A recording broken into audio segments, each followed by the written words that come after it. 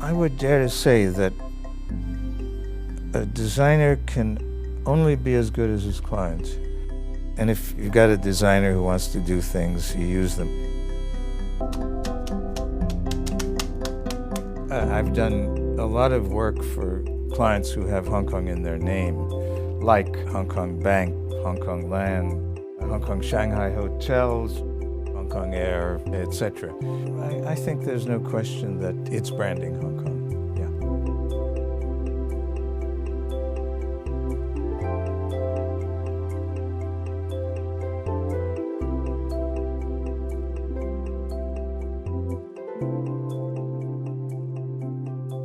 I came in 1961. I had been working for a publication called the Asia Magazine, one of its offices in New York. They decided that bit by bit they would come to Hong Kong.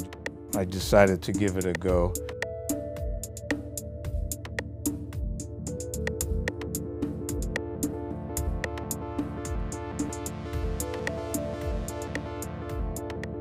One of the ways I was well prepared when I came to Hong Kong was that I had had a lot of ammunition. My weapons were twofold: concept and contrast. I've always been fascinated by the Chinese visual culture and the Japanese, and I've tried my best to work with them, but also add that modernity, that, as I said, something you know and something you don't know. One thing I'm quite proud of, for example, is the dairy farm identity,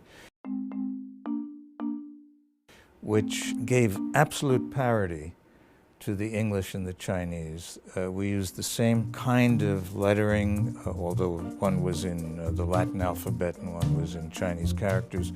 But we made them look the same. We used the same colors. They were the same size. They were interchangeable, and that shows a kind of mutual respect. Once I started my company, we took on all kinds of projects. One of them was doing the banknotes with HSBC. I used the bank's appearance, the old building of the bank. The imagery was quite distinctive, and I used the lions as the mascots of the bank.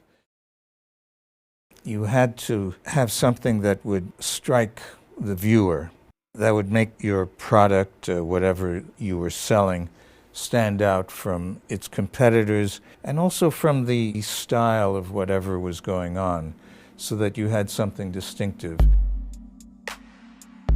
I wasn't typecast as being a hotel designer or a publication designer or a banknote designer or somebody who did clubs, but just a kind of a generalist as a designer, whether it was a poster or a package or whatever.